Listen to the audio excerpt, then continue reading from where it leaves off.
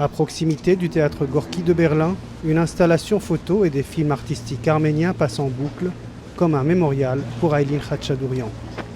Je suis fière d'appartenir à cette génération, à cette troisième génération de survivants du génocide arménien. J'ai ressenti le besoin de parler de la guerre, de ma guerre.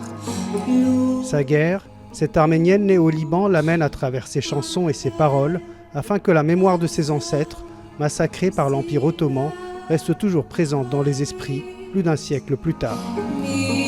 Commémorer le génocide arménien à les 110 ans, c'est de continuer à lutter contre le déni, de continuer à se rappeler, de continuer à parler de nos ancêtres, aux atrocités qu'ils ont vécues. 100 + 10, allégorie arménienne, c'est une centaine d'artistes arméniens des 4 coins de la planète qui témoignent d'une résistance farouche contre l'oubli et le temps qui passe à travers des concerts, pièces de théâtre et expositions, le temps d'une semaine. Quand quelqu'un fait une installation, déjà que ça sensibilise plus les gens et en fait c'est plus facile à travers l'art de toucher le monde entier, de faire connaître ce qui s'est passé et c'est toujours beau.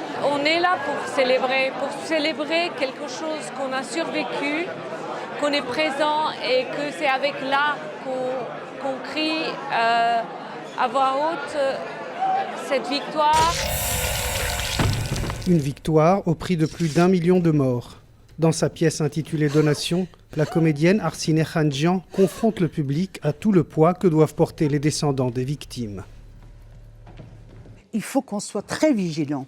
Et c'est cette vigilance qui sert non seulement les Arméniens, mais tous les peuples qui sont victimisés par des systèmes autoritaires et génocidaires.